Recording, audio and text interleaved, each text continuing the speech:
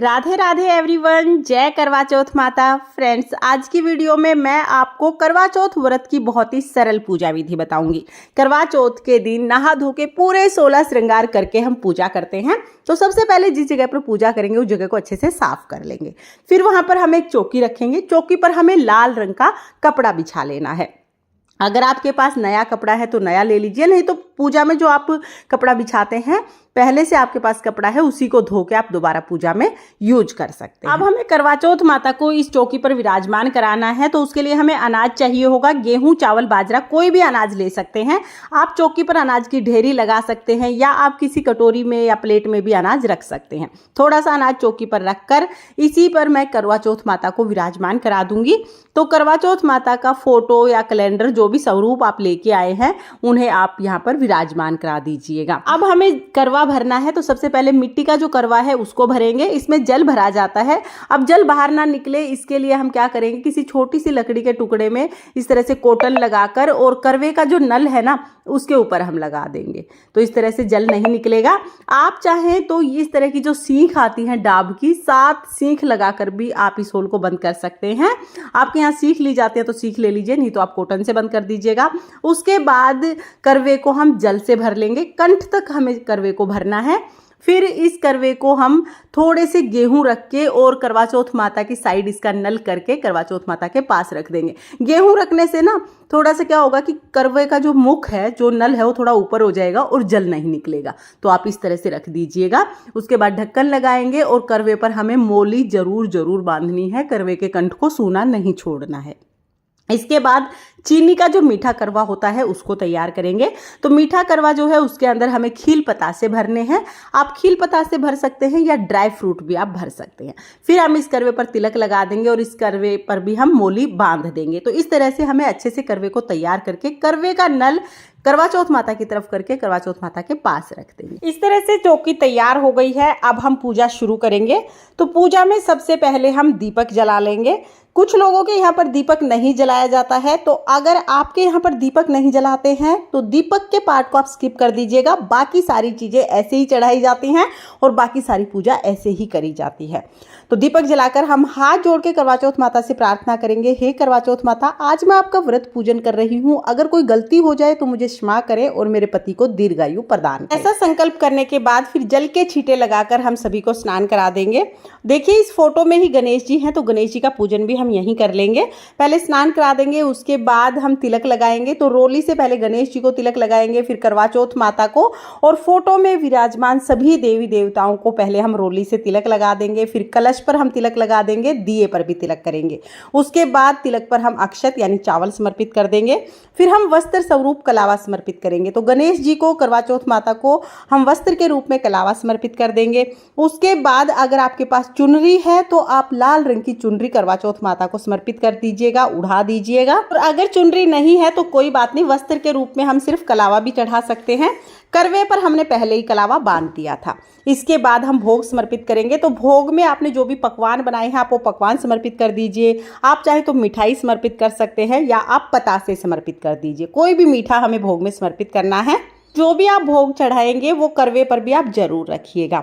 इसके बाद आप ऋतुफल का भोग समर्पित कर दीजिएगा। सिंघाड़े मिल जाते हैं तो बहुत अच्छी बात है, सिंघाड़े ना मिले तो जो भी ऋतुफल मिल जाए वो भोग के रूप में समर्पित करेंगे।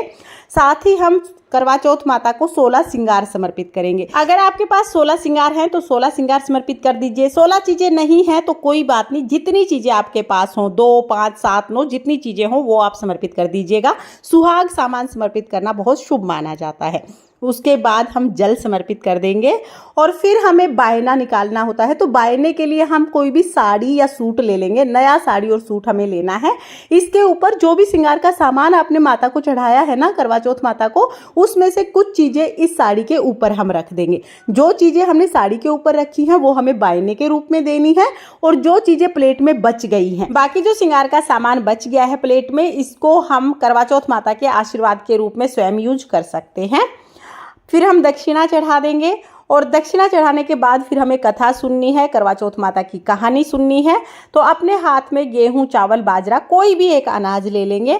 इससे हम करवा चौथ माता की कहानी सुनेंगे। कहानी का वीडियो आपको चैनल पर मिल जाएगा, लिंक मैं डिस्क्रिप्शन में दे दूंगी, आप वहां से देख लेना।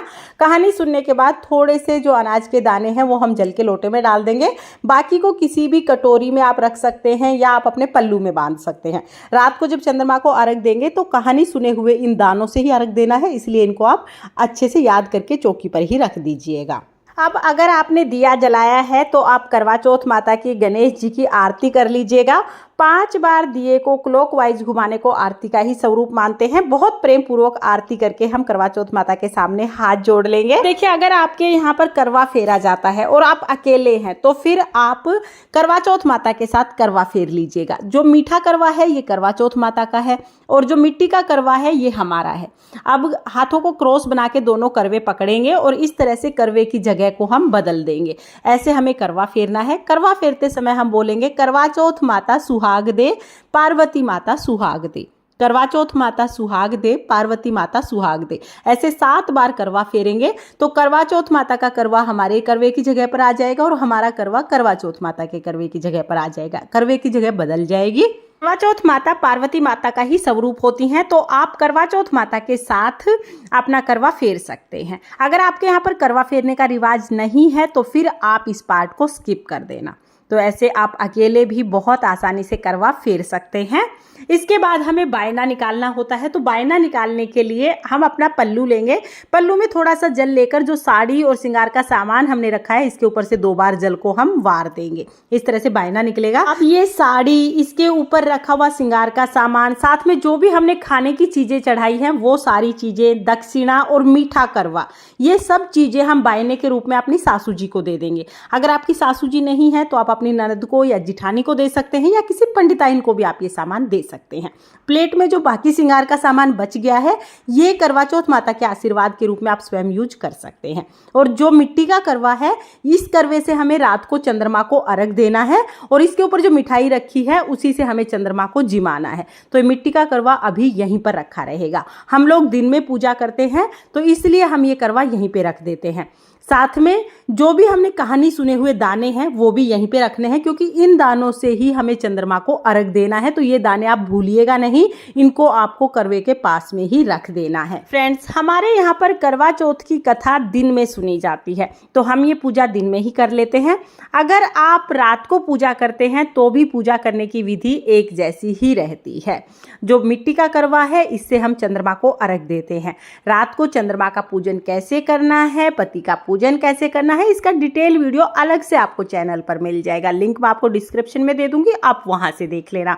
और हाँ, करवा चौथ व्रत की कहानी कथा जरूर सुनना, क्योंकि करवा चौथ के व्रत में कथा सुनने का बहुत ज्यादा महत्व होता है। बगैर कथा के व्रत पूर्ण नहीं होता है, इसलिए आप कथा जरूर सुनिएगा। और पूजा करने के बाद हाथ जोड़कर करवा चौथ माता से प्रार्थना करें कि हे माता, आज मैंने आपका व्रत पूजन किया है, आप मेरी पूजा को स्वीकार करें और अगर कोई गलती रह गई है तो मुझे क्षमा कर दें। मेरे पति को लंबी उम्र यानी दीर्घायु प्रदान करें। इस तरह से करवा चौथ माता की हम विनती कर लेंगे और हमारी पूजा पूर्ण हो जाएगी। फ्रेंड्स, करवा चौथ व्रत की ये बहुत ही सरल विधि है। आपको ये सरल विधि कैसी लगी कमेंट करके जरूर बताना।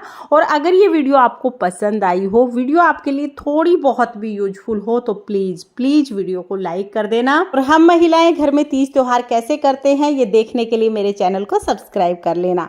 और हाँ, अगर आपके कोई भी डाउट्स हैं तो आप कमेंट करके पूछ लीजिएगा, मैं रिप्लाई करने की पूरी कोशिश करूंगी।